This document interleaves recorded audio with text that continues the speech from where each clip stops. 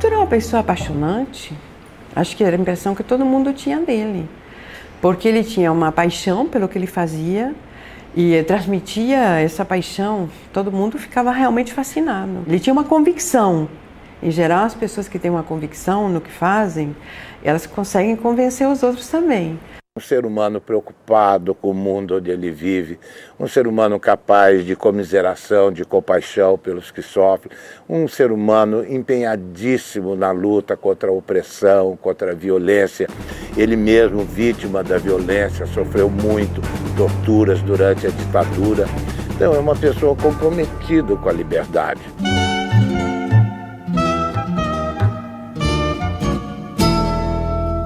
Ele era uma pessoa que, como eu aprendi essa expressão aqui, que dava a volta por cima, sempre de tudo.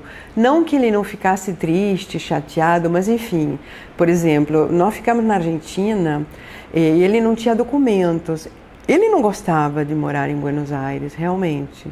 Achava chato. Mas ele começou a fazer coisas com pessoas de lá, com pessoas que guardam até hoje uma lembrança dele. Ele fez a formação de muitas pessoas e escreveu o livro que deu a fama, né, a notoriedade para ele, que foi o Teatro do Oprimido. Foi escrito em Buenos Aires e foi publicado lá pela primeira vez em espanhol. Criou um sistema educacional, pedagógico, em cima da ideia do teatro, que o sentido principal é libertar as pessoas das opressões, e é uma glória brasileira, porque tem lugares no mundo onde sabem quem é o Augusto Boal e não sabem quem é o Pelé.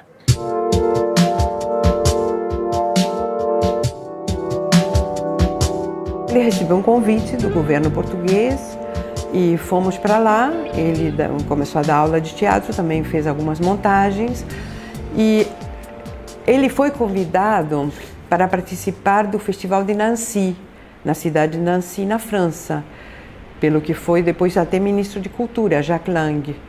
E Jacques Lang gostou muito das propostas dele, ele trabalhou com pessoas lá, e ele foi conhecendo lá, e naquele momento na França tinha uma editora muito famosa, chamada La Découverte, de François Maspero, que era uma editora que editava pessoas de esquerda, pessoas que tinham propostas novas, assim, pouco convencionais, e na parte de teatro, o editor, enfim, o diretor da coleção de teatro era também um homem de esquerda, chamado Émile Kopfermann, que ficou sendo muito nosso amigo, que conheceu o trabalho do Augusto, fez traduzir para o francês e levou ele para essa editora. A partir dali, bom, como França ainda era, em termos intelectuais, um pouco o centro do mundo, se espalhou a ideia, as pessoas gostaram, enfim, gostaram. Por que gostaram? Tem que perguntar a cada um. Mas gostaram assim, no mundo inteiro, porque é impressionante como se usa ainda. Se usa ainda é maldito. Você vai usar ainda por muito tempo, penso eu, essa técnica com objetivos políticos. Né? O Brasil produziu pessoas muito interessantes na segunda metade do século passado. Década de 50, década de 60, muita inquietação, muita modificação, o país crescendo, se desenvolvendo, e houve uma produção muito grande de pessoas interessantes. O Brasil produziu muito e o Boal é uma produção desse Brasil.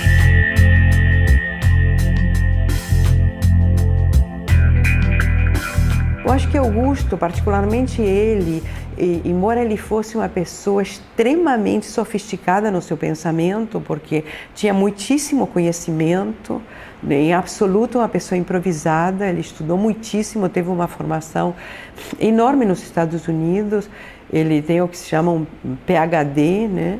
Então, ele foi professor na Sorbonne, mas em momento algum ele assumia esses ares de sou eu que sabe, sou eu que vou ensinar. Ele colocava as pessoas muito à vontade. Por isso que ele inventou esse esquema de começar com jogos.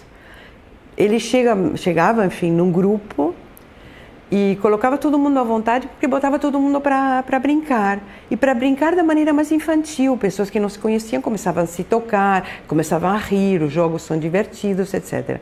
E depois é que ele propunha que os grupos trabalhassem cenas que eles próprios traziam, enfim, da sua vivência, da sua experiência, não é?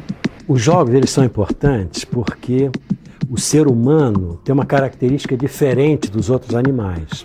Nós somos capazes de fazermos representações da realidade. Representações que podem ser uma pintura, podem ser uma escultura, como esta aqui do meu lado, e como podem ser também representações da vida social. Então nós somos capazes de criar um espaço, que nós chamamos de espaço estético, no qual nós podemos criar essas representações e imaginar o futuro. Dentro do espaço estético, do espaço teatral, é possível a gente fazer análises de o que é que aconteceria se nós fizéssemos tal coisa ou tal outra. Quer dizer, é um espaço onde nós podemos inventar o futuro. Boal era um companheiro meu. Eu me sentia fortalecido pelo fato dele estar vivo fazendo o que faz. E com a morte dele, eu fiquei sozinho. Em primeiro lugar, eu creio que poucas pessoas fazem teoria teatral. Não são muitas. Não são muitos os livros teóricos. Então ele escreveu esse livro teórico, né, O Teatro do Oprimido, que é um livro muito importante. É um livro que faz uma análise, né, de várias estéticas ao longo do tempo. Não é só concentrado na proposta dele. É um livro que faz um histórico o que ele chamou as estéticas políticas, né? Então, teve essa importância nos meios políticos ligados ao teatro, em primeiro lugar, não é? E no mundo inteiro tem muita gente que tem propostas políticas. Creio que através dessas pessoas ele foi encontrando parcerias nas universidades, em outros teatros do mundo todo. O livro dele foi publicado em muitíssimas línguas, mais de 70. Tem livro do Augusto no japonês, em chinês, em outras línguas orientais.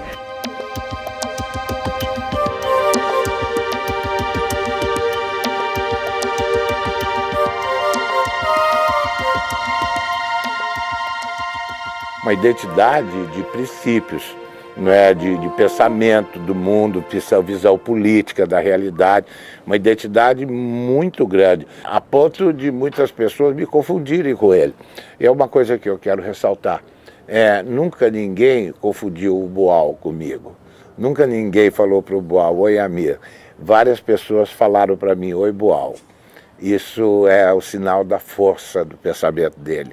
E como eu sou uma pessoa que tem muitas identidades de militância, de história, carreira, tudo, como eu também mantenho uma coerência política muito grande, as pessoas justamente me confundiam com ele.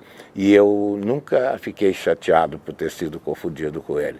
Sempre fiquei orgulhoso. Cada vez que as pessoas falam Boal, eu falo, eu não sou o Boal, mas muito obrigado. Há 2 ou 3 anos atrás, já não me lembro, um grupo da Suíça iniciou toda uma campanha para que ele fosse proposto para o Prêmio Nobel da Paz. Então ele foi candidato ao Prêmio Nobel da Paz. Depois a Unesco convidou ele para ser embaixador mundial do teatro.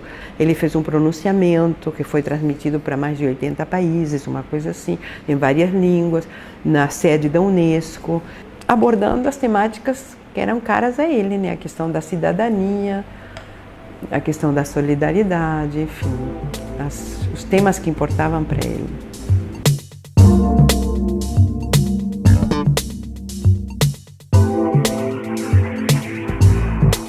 Nós temos um ponto de partida em comum, é que o teatro não é um privilégio de algumas pessoas, que o teatro é um direito de todo e qualquer cidadão, é o direito de se expressar livremente. O que o ser humano faz, todos os outros têm possibilidade de fazer.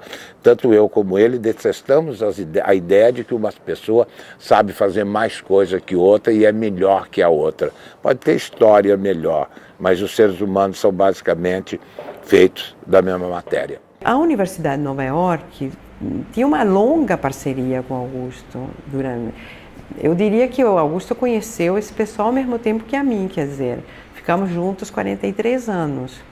Então, quando se vê com um certo escândalo que as coisas possam ir para lá, é um pouco infundado, porque, em primeiro lugar, eles têm uma biblioteca maravilhosa, e, em segundo lugar, eles têm a biblioteca de textos de esquerda mais importante do mundo, mais reconhecida e mais conceituada, quer dizer, um bom lugar para um homem de esquerda, justamente.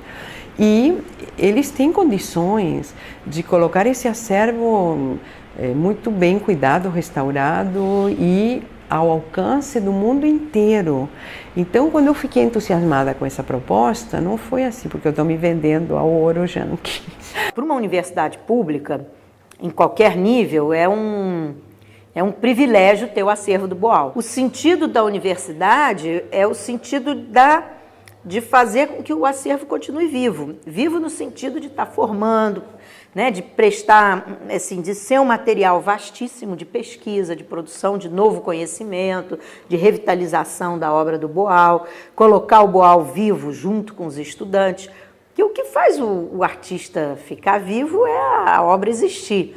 E ele vai existir nas novas gerações, e a universidade está formando o tempo todo. O meu desejo é que esse acervo, o que eu tenho e o que as pessoas quiserem mandar, ficasse na UFRJ. Creio que Augusto seria muito feliz nesse lugar. Gostaria que fosse criado um centro, uma casa de memória viva, não só com as coisas do Augusto, mas de outros artistas que estão na mesma condição. Gostaria que o governo tivesse uma participação a partir do Ministério da Educação, que está fazendo realmente um trabalho muito bom com as universidades, e gostaria que tivesse uma parceria com a Universidade de Nova York e com todas as universidades do mundo que estivessem interessadas.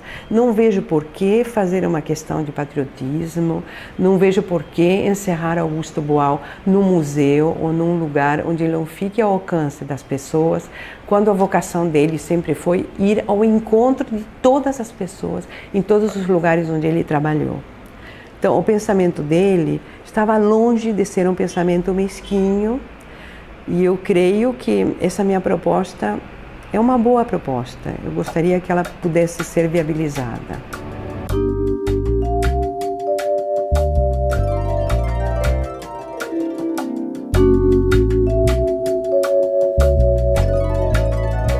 A gente tem um trabalho muito sério, de longo prazo, enraizado na Faculdade de Letras, tem grupos de pesquisa, né? Então a gente tem uma consistência que nos credencia a assumir com entusiasmo, com alegria, com entusiasmo, essa proposta. O que não significa que o acervo vai ser da Letras. Não é isso que está em discussão. O acervo é para o UFRJ. E aí a gente vai ver, dentro da UFRJ, onde é melhor o acervo ficar. O meu compromisso é com a universidade, né? E que o acervo seja, enfim, disponibilizado para o maior número de pessoas. Convênio com outras universidades do Rio, com outras universidades do país.